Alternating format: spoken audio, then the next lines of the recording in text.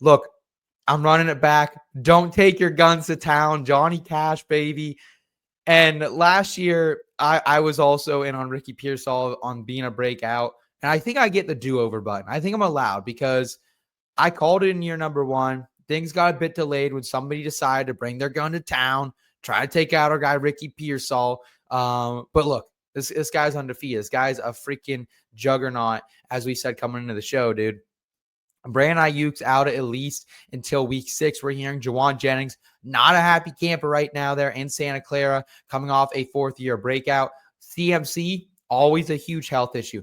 That really leaves George Kittle, who usually misses a game or two, but really steady other than that. And Ricky Pearsall as the 2 49ers that I'm actively targeting in drafts this season. The 49ers defense, we've heard it all offseason. They lost a ton of turnover for them in the secondary, up front, all over. So I think Brock Purdy's going to have to grip it and rip it a little bit here, man. I know this sample size is really small, so I apologize it's not bigger. It is cherry picking a little bit. But in the 3 games where Ricky Pearsall saw at least 6 targets, he averaged 6 receptions, 94.3 receiving yards, and a touchdown.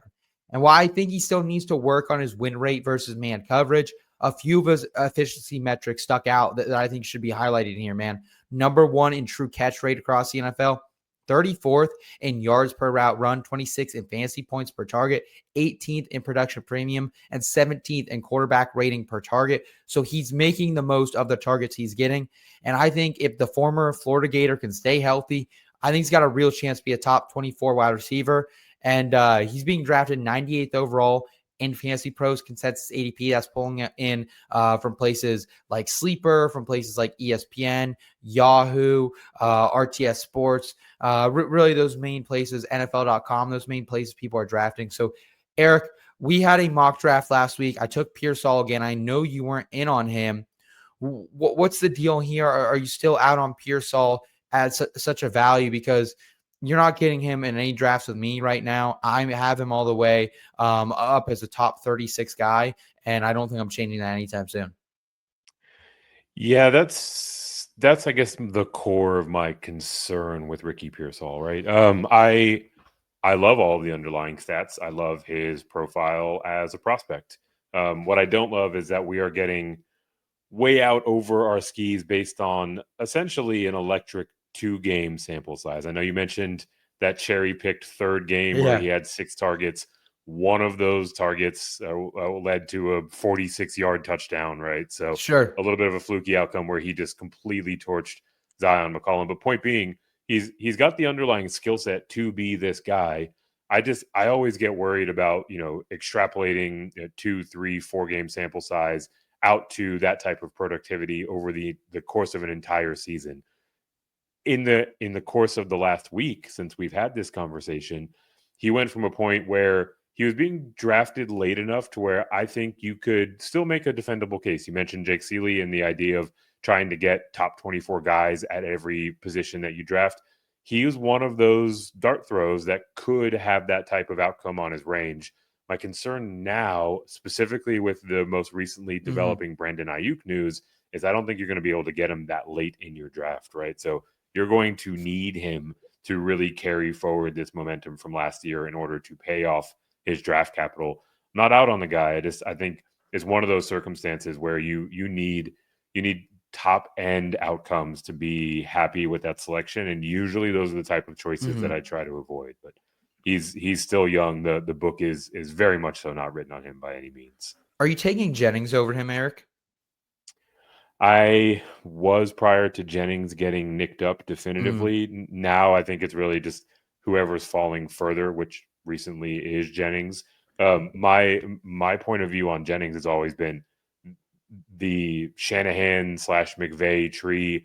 They lean on their receivers to do a lot of blocking, and Juwan Jennings is their best blocking receiver. So his playing time felt a little bit more secure to me.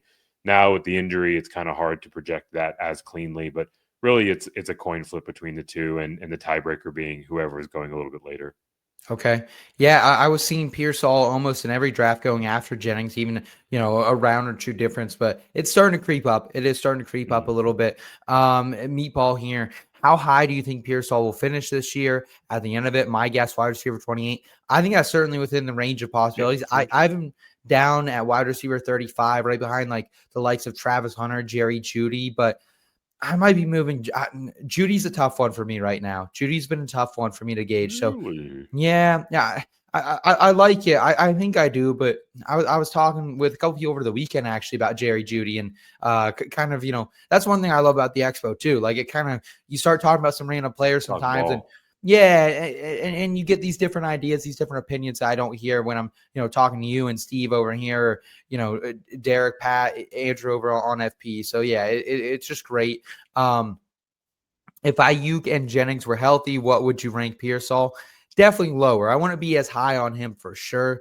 That's part of this equation, right? Eric, is like fantasy football is about opportunity, and I think the opportunity Hmm. is there. So I would like, I mean, if the ACL tear never happened for Ayuk and he had a good season last year, I mean, we're probably looking at, me personally, Pearsall closer as ADP, like wide receiver 45, 46. I think that's part of why I'm so aggressive on him, is just the land of opportunity out there.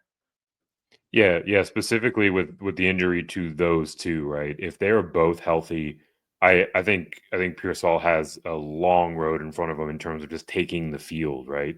The blocking ability, the familiarity with the systems, just how infrequently you see Mm. Kyle Shanahan running 3 receiver sets. Like his field time would really be inhibited by both of those guys being healthy. So he would plummet down the boards for me, because if you're not on the field, you're not going to show what you can do with Exactly. that skill set, right? And now he has that opportunity. His ADP is rising because of it. He's got the athleticism to really make the most of it. So you're getting him near his ceiling outcome at current ADP. But if both those guys were healthy, he would be very, very far down the board for me.